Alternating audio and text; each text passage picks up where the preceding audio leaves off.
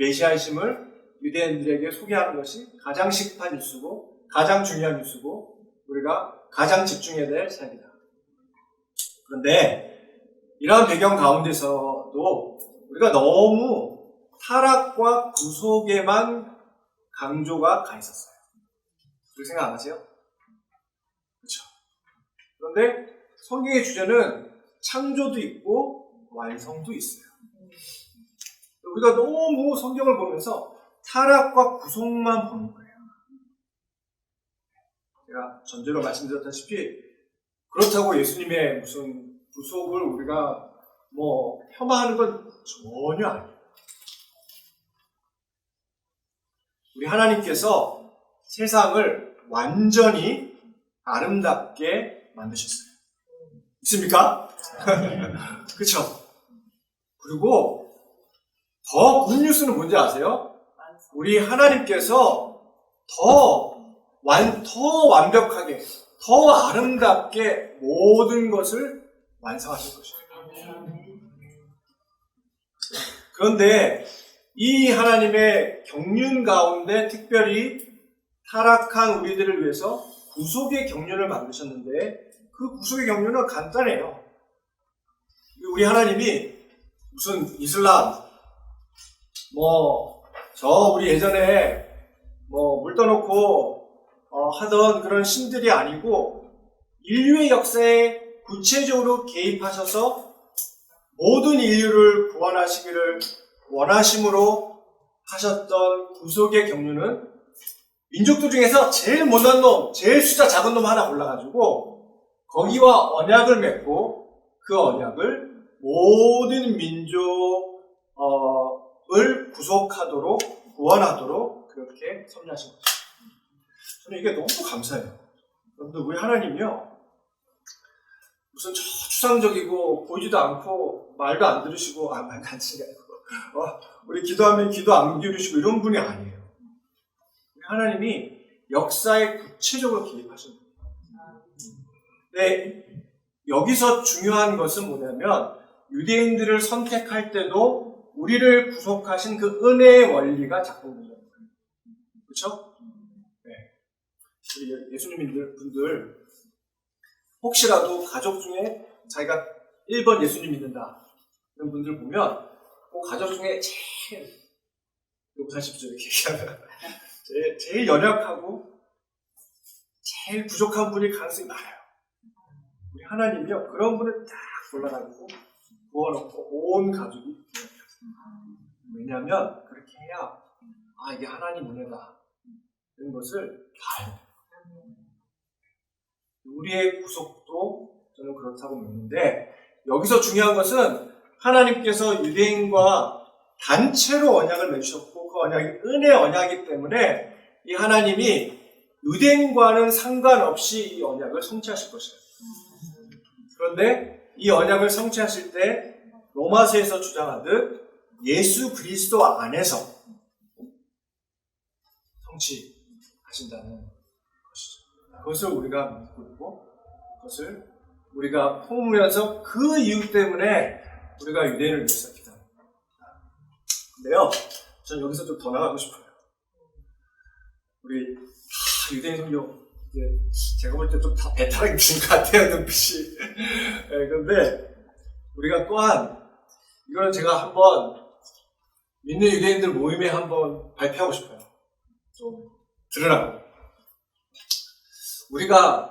저는 이제 그 역사적 전천년설을 믿거든요. 그 종말론은 제가 나중에 기회가 되면 한번 설명드릴게요. 근데 이제 역사적 전천년이든 무천년이든 후천년이든 어쨌든 천국에 올 거잖아요. 그렇죠? 천국에 와서도 유대인과 이방인의 구분이 있을까요? 있을 것 같아요? 없을 것 같아요? 없을 것 같죠? 저는 없을 것 같아요. 그때는 다 하나님 백성입니다. 유대인이고 그런데 그때가 되기까지는 하나님께서 유대인과 맺으신 그 은혜의 언약이기 때문에 그 언약을 쭉 성취하실 겁니다. 그것을 우리가 믿고 있고 고백하고 있고 그것 때문에 우리가 유대인들을 사랑하고 특별히 이들의 구원을 위해서 기도하고 있다고 저는 믿습니다. 어쨌든 자 그리고 왜 기독교 유럽에서 발생했는가? 제가 처음에 말씀드렸다시피 이 배경에는 기독교의 반유대주의가 있습니다. 이게 코테이션이 많아요. 크리소스톰, 이노선트 3세, 마틴 루터 다 읽지를 않겠습니다. 이 안드레 슈바르츠 바르트라는 분이 The Last of the Just 제가 번역하기로 정의의 최후라는 이 책을 썼어요. 이거 번역이 됐는지 안 됐는지 모르겠어요. 근데 이 책이 뭘 얘기하고 있냐면 이 골다라는 이 여자분과 언이라고 하는 남자분이 등장하는데 약혼한 사이예요. 그래서 이제 결혼을 앞두고 있는데 언이가 끌려가기 직전이에요. 그 나치에 의해서.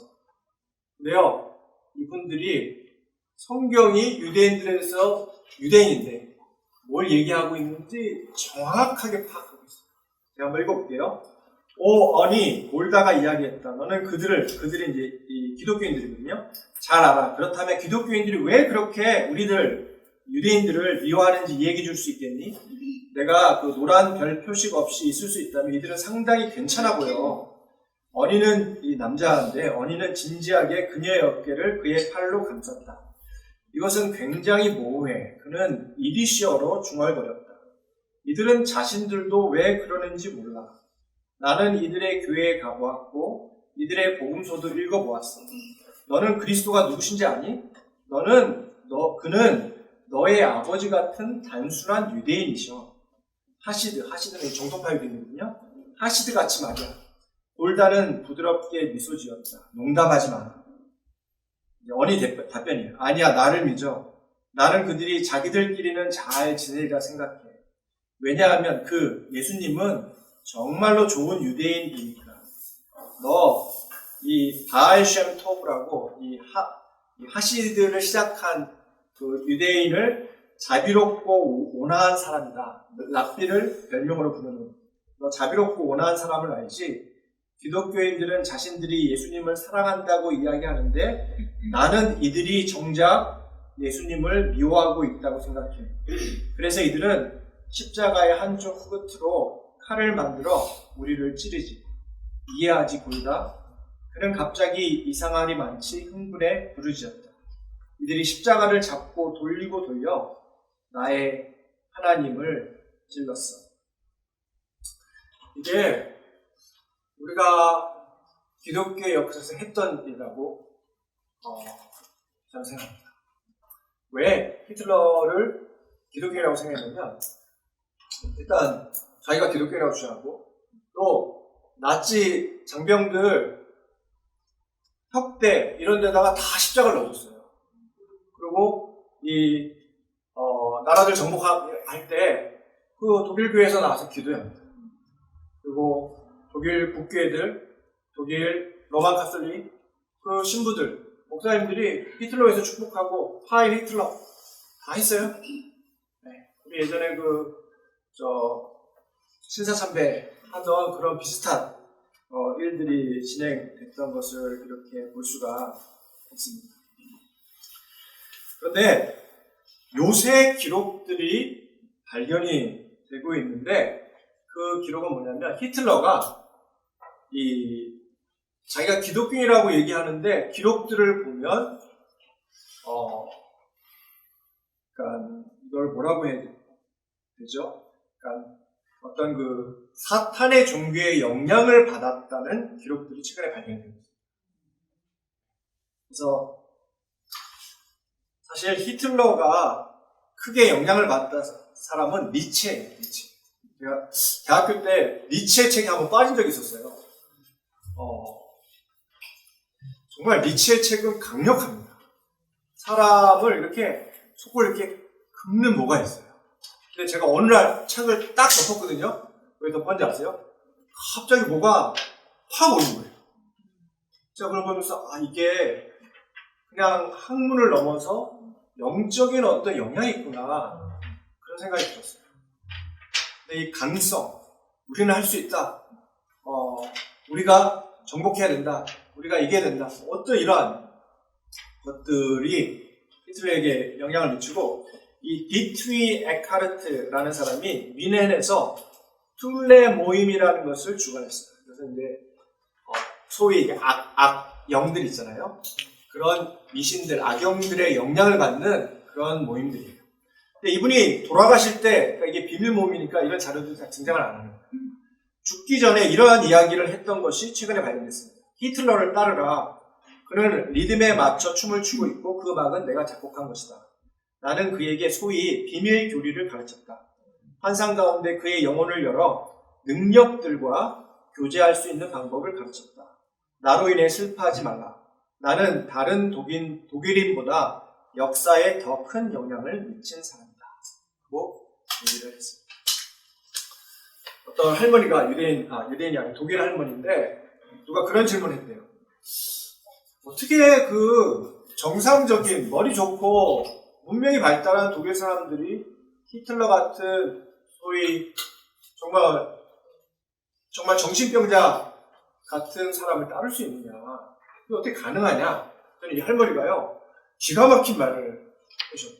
너는 히틀러 앞에 서보지 못해서 그런 얘기를 하고 있어. 할머니가 히틀러 앞에 딱 섰더니 압도되는 거예요. 그것이 히틀러가 연기를 통해서 히틀러가 어떤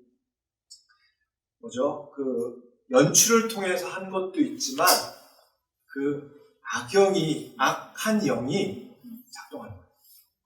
그러니까 그 앞에서 사람들이 예수님 안 믿으면 이길 수가 없는 거예요. 그리고 거기에 동의를 넘어서 그냥 불복하게 부르죠. 그렇습니다. 제가 그리고 루이스 스나이더라는 분이 히틀러와 나치 사상 이라는 책을 발행을 하셨는데, 여기 보시면 기독교에 대해서 히틀러가 어떻게 생각하는지에 대해서 나와 있습니다. 악하고 낮은 모든 것들과 함께하는 종교.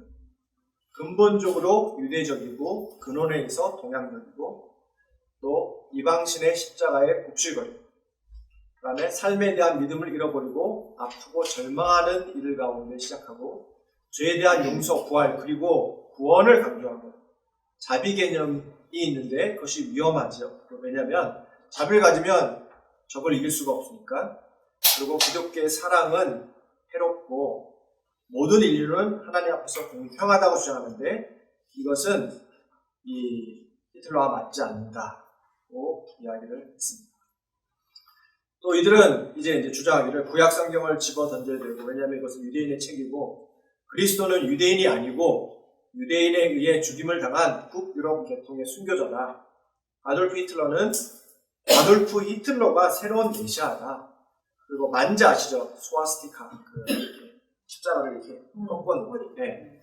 이것이 기독교의 상징으로 십자가를 대신하고 또 독일 토지, 혈통, 영혼, 예술, 이것이 독일 기독교 모두의 가장 거룩한 존재들이 되어야 한다고 이렇게 주장을 했습니다. 그래서 히틀러는 사실 적그리스도의 표상입니다. 아까 그 바벨론 얘기했잖아요. 저는 생각해보세요. 히틀러가 물론 뭐 음악에도 굉장히 심취해 있고 또 철학에도 잘 알고 있는데 그 바쁜 와중에 그 이시타 게이트, 그 이시타라는 게 아세라에서 오잖아요. 이시타라는 신이. 네.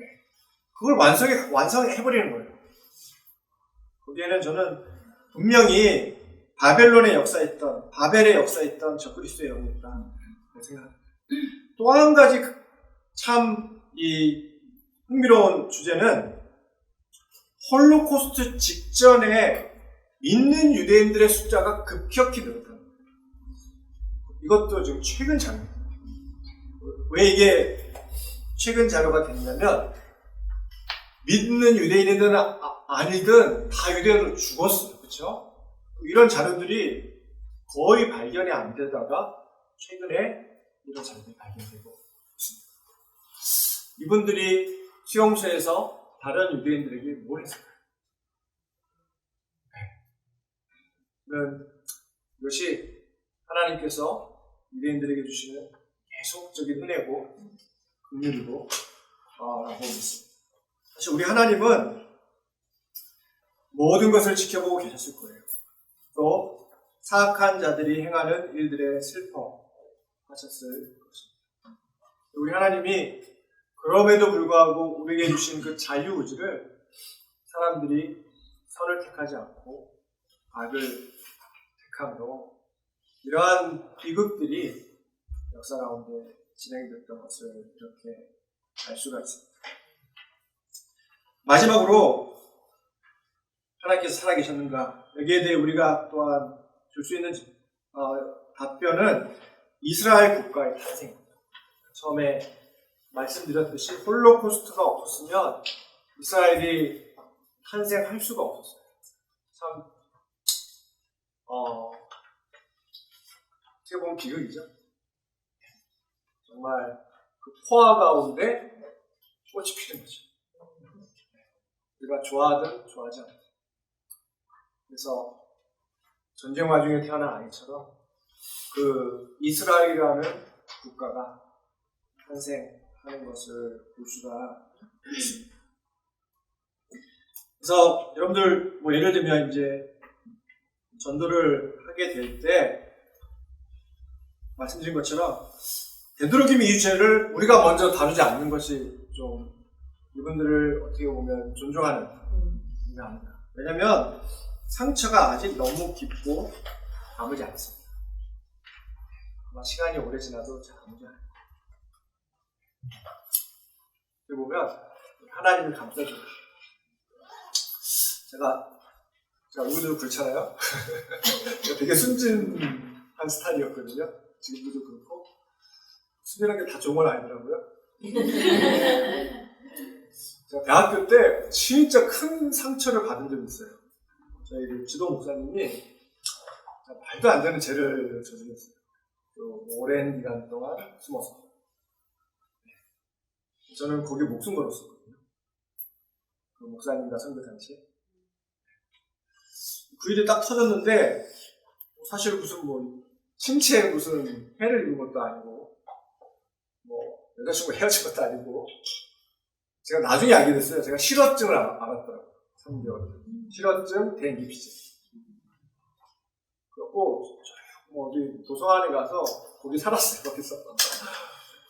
그래서 제가 어느 날 기도를 하는데 기도가 안 나와요. 여러분들 아실 거예요. 이런 좀 어려움이 있으셨던 분들은 제가 그래서 그 이후에 정신적인 질환이 정말 이게 자기가 원하지 않더라도 올 수 있구나 그런 생각을 하게 돼요. 하게 되는데 근데 기도를 못 하겠는 거예요. 말이 안 나요. 그냥 이렇게 저 새벽기도 가서 보면 그냥 눈물만 계속 나오는 거예요. 어느 날 하나님이 이렇게 들으면 좀 그럴 수 있는데 그냥 뭐 하여튼 저는 개인적으로 환상 같은 걸 하나 보여주셨어요. 그 환상이 뭐냐면 제가 붕대를 제 몸을 착착 갖고 있는 거예요. 네. 그러니까 솔직히 큰 문제는 아닌데 개인적으로는 그 문제가 큰 거예요. 그래서 그거를 제가 그렇게 받은 거예요. 정말 이 몸을 붕대를 다 간 것처럼 그렇게 이제 마음의 상처를 받은 거죠. 그런데요, 그 그림을 하나 딱 봤는데, 그 다음부터 괜찮은 거예요. 제가 그러면서 무슨 생각이 들었냐면, 그때 이제 어떤 깨달음이 있었냐면, 이 상처가 치유가 안 될 수도 있겠다. 크게 이렇게 상처를 입어서 내가 계속 안고 갈 수도 있겠다. 그런 생각이 들었어요. 그러면서 이제 그 그림을 봤었는데, 그런데 그리고 나서는 마음이 너무 좋은 거예요. 제가 저를 객관적으로 한번 딱 보니까 하나님도 나를 이렇게 봐주시는구나. 나만 그냥 하나님 저 이해를 왜 못해주세요. 하나님 제가 너무 아파요. 근데 우리 하나님도 나를 이렇게 봐주시는구나. 하나님도 내 마음을 이렇게 이해해 주시는구나. 생각이 들면서 그게 막 이렇게 해소가 되는 거예요. 그러면서 치유가 안 되겠구나라고 생각을 하는데도 힘이 나더라고요. 정말 하나님이 해주셔야 유대인들도 위로를 받고 세움을 받을 것이라고 믿습니다. 우리가 예수님을 전해야 되는 이유가 예수 그리스도를 통해서만 가능해요. 아멘.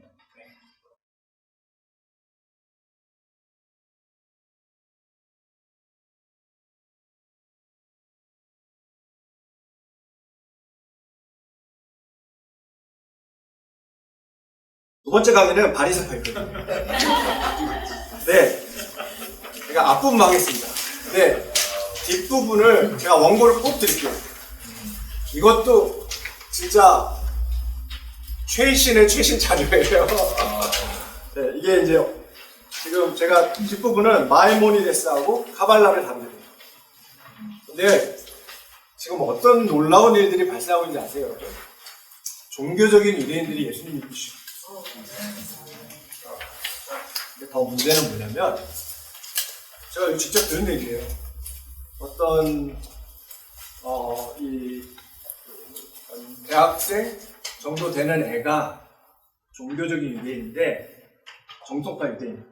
네, 여러분들 그거 아시죠? 키파 쓰고 검은 옷 입고 여자들은 여러분들 머리를 밀습니다. 가발을 신비해서 그리고 치마도 무릎 밑으로 내려야 되고 하여튼 네, 거기 한 아이가 예수님을 믿게 된 거예요. 정통파 유대인. 근데요, 부모가 어떻게 했는지 아세요? 부모가 안티 미셔너리 그룹이 있어요.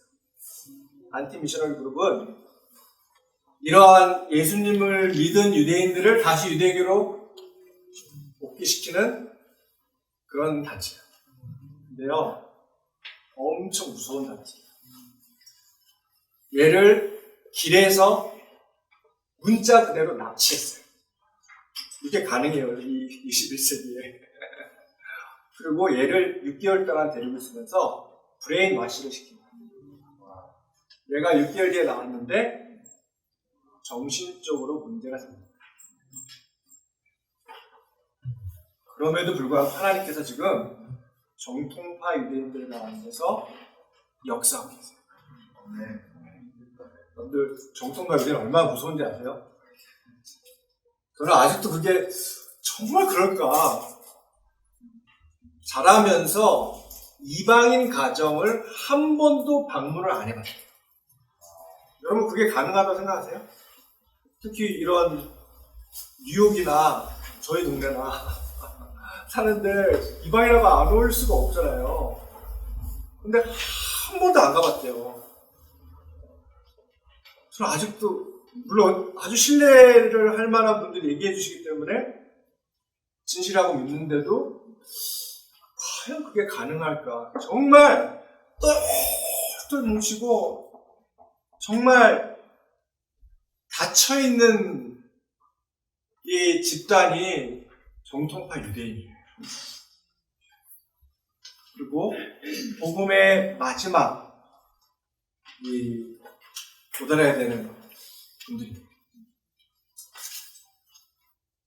근데 이 유대교, 이 정통파 유대교가 바리새인으로부터 와요. 근데 이 바리새파 유대교는 모든 영역에 랍비들이 정한 원칙과 방법이 있는 것으로 유명해요. 그래서 눈을 뜨고 나서 하루 종일 뭘 어떻게 할지 다 결정되어 있는 거예요. 예를 들면 신발을 신을 때도 오른발 먼저 신고 신발 끈을 묶으면 안 돼요.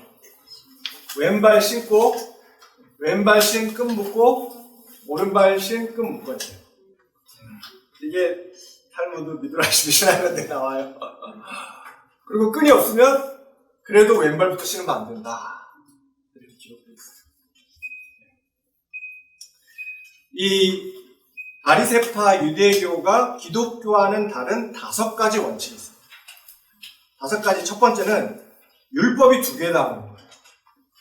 두 번째는 랍비들의 신적 권위, 세 번째는 비논리적인 성경에서, 네 번째는 전통의 정경화, 다섯 번째는 장로들의 유던들에 대한 강조. 요 5가지가 팁입니다. 안 적으셔도 됩니다. 제가 나중에 다 드릴게요. 그냥 들으세요. 모세로부터 모세. 마이보니데스의 이 이름이 모세였거든요. 이 사이에 끊어지지 않는 이 소위 랍비들의 이 후계들이 계속 있는 거예요. 그 명단을 아직도 갖고 있어요. 그래서 그 모세에게 하나님께서 모세오경을 주면서 구전 토라를 주셨는데 그 구전 토라가 귀의 동량으로 이어지다가 이것이 나중에 책으로 정리가 돼서 토라가 2개가 있다. 그런데 더 중요한 것은 유대교는 이 구전 토라를 정경으로 인정하는 잘못을 넘어서 성문 토라는 구전 토라 없이는 이해할 수 없다. 극정통파 아시죠? 극정통파는 머리 이렇게 컬리해요. 그 모자도 이렇게 큰 거 쓴 애들. 이 친구들은요 직업도 안 가져요. 그리고 피임을 안 해요. 그래서 애들이 많은 거예요. 낳을 때 그 여자들이 너무 불쌍해요. 시집을 굉장히 이렇게 가거든요. 그래서 애를 계속 낳는 거예요. 7명, 10명.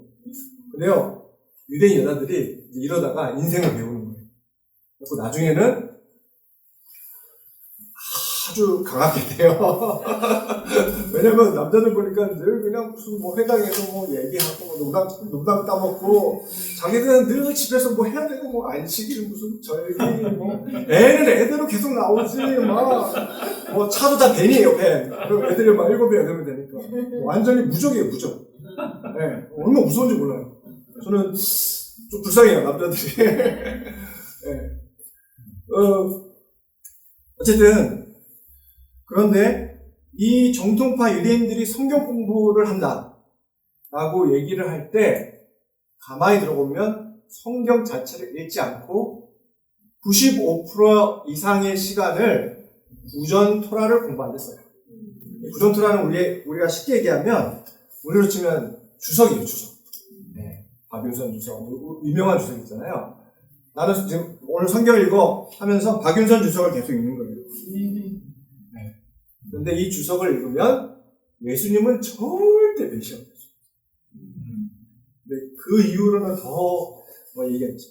2번째는 랍비들의 신적 권위인데 이게 아마 이해가 안 되실 거예요. 한번 얘기만 들어보세요. 성경 해석에 있어 랍비들이 하나님과 동등한 심지어 하나님을 넘어서는 권위를 가지고 있다. 이렇게. 우리가 이해를 하기 위해서는요. 로만 카톨릭을 더불어서 이해합니다. 여러분들 우리 개신교는 성경이 있고 전통이 있으면 아무리 전통이 내용이 좋고 하더라도 성경에 반하면 전통을 버려야 돼요. 너무 당연하죠. 그렇죠? 우리가 너무 익숙해서 이게 다 이렇게 생각한다고 믿어요. 로만 카톨릭에 가보시면 전통과 성경이 동일한 권위를 갖고 있어요. 무섭죠? 그래서 아무리 성경이 얘기하더라도 전통이 다르게 얘기하면 같은 권위를 갖는 거예요. 그래서 성경이 얘기하고 있지 않은데 심지어 성경과 반하는데 이상한 주장들을 로마 카톨릭이 계속 가지고 가요. 근데 여기서 더 넘어서는 것이 유대교예요. 유대교는 성경보다 전통 위에 올라가 있어요. 여기에 이제 유대인들의 논리는 뭐냐면 만약에 랍비가 틀리면 하나님은 랍비에게 책임을 물으실 거예요. 우리의 책임은 랍비 얘기를 듣는 거예요. 그래서 틀리든 안 틀리든 우리는 랍비 얘기만 들으면 된다는 거예요. 하나님 앞에서 우리가 책임. 전도를 하다 보면요. 말문이 막히잖아요, 자기들이. 그러면 늘 해주는 얘기가 뭐냐면 자기들 랍비한테 물어보래요. 자기는 솔직히 잘 모르겠는데 랍비가 주는 걸 믿고 있고 나를 진짜 설득해주고 싶으면 가서 내 랍비를 먼저 설득해라는 거예요. 그런 어떤 사고 체계를 갖고 있는데 그것의 기초는 랍비가 하나님과 동등한 심지어 하나님을 넘어서는 성경 해석의 권위를 갖고 있습니다. 그래서 여기 보시면 자 신명기 30장 12절에 하늘에 있는 것이 아니니라는 구절이 있어요. 이것을 본문하고는 전혀 관계없이 해석해서 이 명령이 하늘에 없기 때문에, 즉 토라가 하늘에 있지 않기 때문에 하나님께서 해석의 의무를 가지고 있지 않고, 그래서 심지어 하나님은 랍비들의 해석에 절대 반대하지 않는다 라고 주장합니다. 여러분도 웃잖아요. 네, 이게 우리가 지금 개신교라는 그 소위 신앙을 갖고 있어요. 여러분들 보면 볼수록 우리가 참 겸손해야 되겠지만 우리가 옳아요. 네, 정말 종교, 아까 제가 마틴 루터 얘기했잖아요. 종교 개혁을 통해서 하나님께서 우리를 자꾸 진리 가운데 끌어오셨어요. 교회의 주인은 하나님이시고 예수님이시고 절대 문을 안 닫을 거예요. 그럴 뿐만 아니라 더 넘어서 이렇게까지 주장해요. 여기 보시면 바벨론 탈무드 바바 메시아 59b에서 이 랍비 나탄이라는 사람이 엘리야에게 이렇게 물어봐요. 토라가 하늘에 있지 않다는 하나님 뜻이 무엇인가? 했더니 엘리야가 대답하기를, 하나님께서 언급하시기를 나의 자녀들이 나를 이겼구나, 나의 자녀들이 나를 이겼구나 하면서 랍비들이 어떻게 보면 성경을 해석하는데 하나님까지도 넘어서는 절대적 권위를 가지고 있다 이렇게 주장합니다. 이게 우리랑 틀린 거고, 저는 겸손하겠지만 우리가 더 맞다 생각을 하고 있습니다. 세 번째는 비논리적 정통 유대교에 의하면 소위 미드라쉬적 성경 해석이에요. 이제 이분들은 뭘 주장하냐면 토라에서 표면적으로 드러나는 의미 외에 숨겨지고 때로는 암호화된 의미가 있다 이렇게 주장합니다. 네. 이 이야기는 뭐냐면 성경을 우리가 읽잖아요.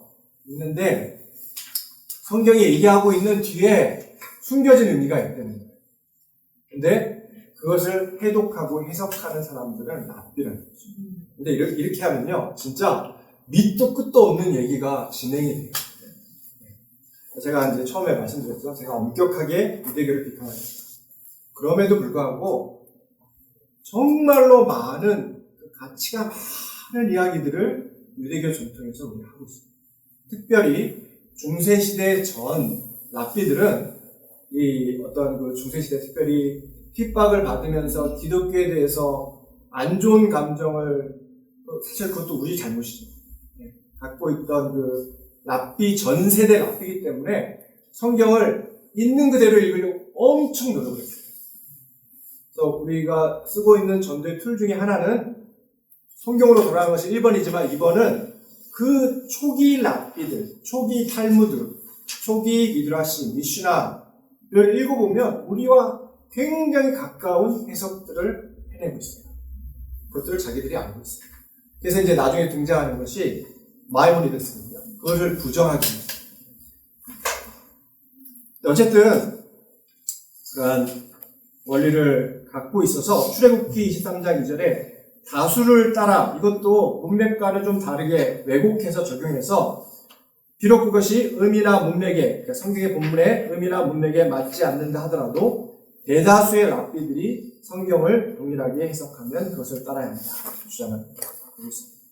네 번째는 풍습의 정경화. 그래서 뭐냐면 성경을 얘기하고 있는데 풍습, 유대인들의 풍습을 인하그라고 하거든요.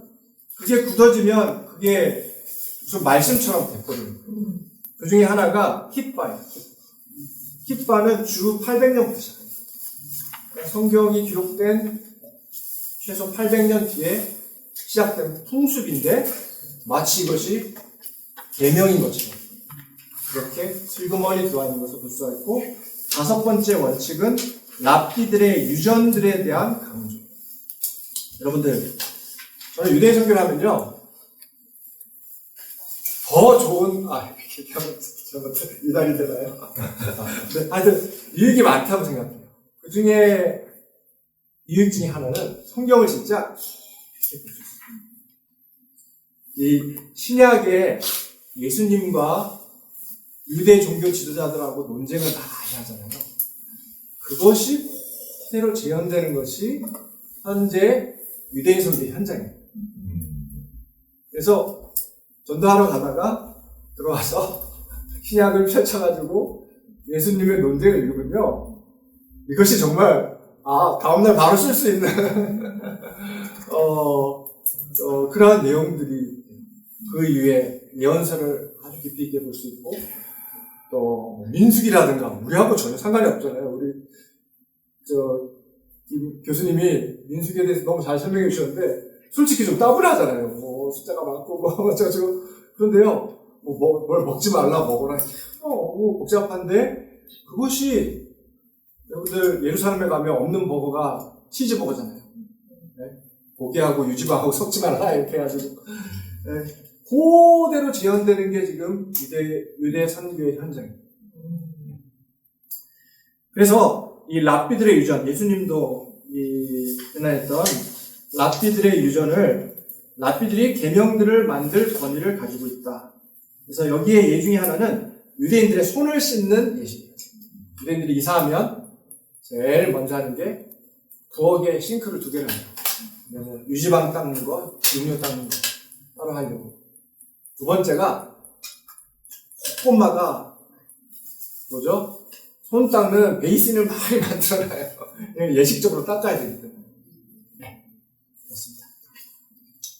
그래서 어떤 그러한 5가지 원칙을 갖고 있는 것이 나름대로 제가 파악한 바리새파 유대교입니다. 그래서 저희의 큰 질문은 뭐냐면, 과연 성경적인 유대교는 뭔가? 그것을 찾는 것이 아까 제가 말씀드린 그 메시아 유대교 아시죠?